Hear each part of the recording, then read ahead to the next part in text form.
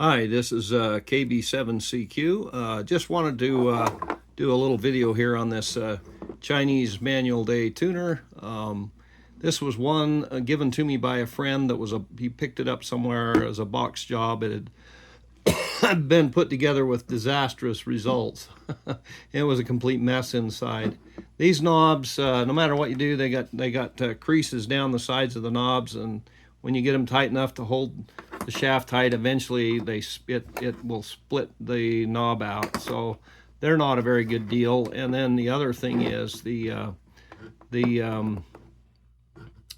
12 position switch down in the middle is the 12 position switch down in here that came with them, the little white and black plastic or white and red, they are just complete junk.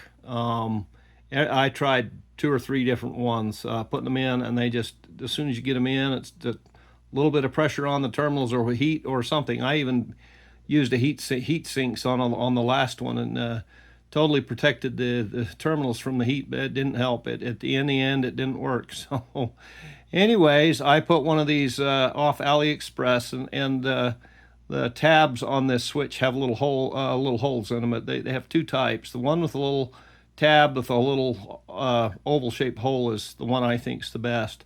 So one thing I did, and this one wasn't particularly my idea, but the ground comes off the bottom there and comes up and hooks to your PL259 ground. But I turned it into a bus bar all the way around, and also I've got a connection point over here for the grounds. And so your 10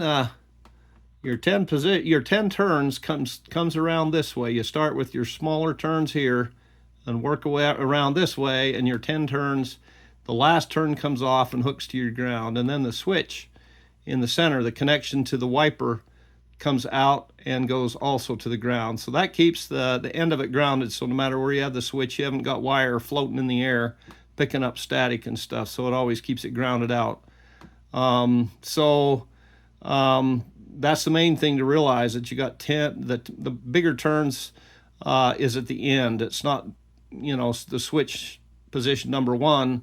If switch position number 1 was 10 turns, and then just from there added in all the other turns, the least amount of turns you could get was 10 as far as your inductance factor, and that's not good. You do start out with 2 and then 3 and then 2, or whatever it is. There's kind of a different varying amount of turns as it goes around. It's kind of a pain to get it all put together.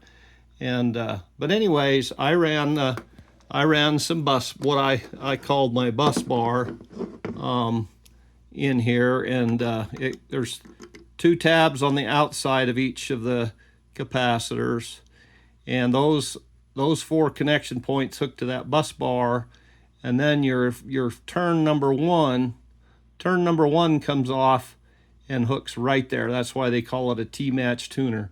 So that first turn from your very first switch turn comes off and goes right there, and then that spreads it to that's where it goes out, and then you have your antenna comes in and connects here. That bus bar comes straight in and just connects to that one.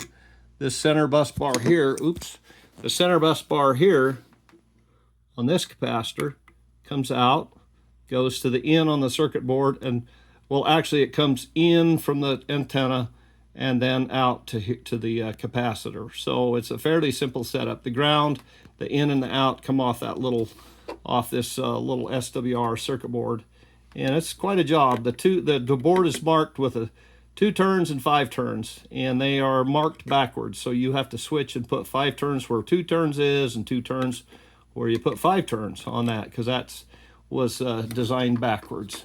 So once I got it together, it actually seems to be a pretty good little project. The switch is also, I had to run some deoxit through it. I don't know whether the solder or the flux or whatever got in there, or made it just a little bit iffy.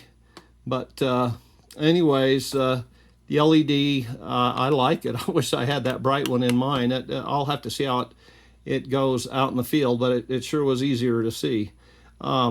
Then I added magnets to the bottom. This screws onto the bottom, this plate, and those I put 5 little magnets on there, which makes it kind of nice. It'll stick to the top of your radio pretty good. So if you want to set it up there while you're working with it. But anyway, I don't know if I forgot anything, but that's what I did with this little QRP Manuel Days Tuner. I think you definitely want to keep it when you have it in the tune position, or the test in this case. You don't want to be more than 5 watts, because I think it will put too much voltage out on this LED, especially if you had a big mismatch on your antenna. And so you would tune it at a lower power and then switch it. When you switch it to work, then you can go to a higher power. I wouldn't go more than 10 watts. They didn't really say what the ultimate wattage is, just that the test, when you're tuning, you shouldn't go above 5 watts. And so anyway, that's my take on this little tuner.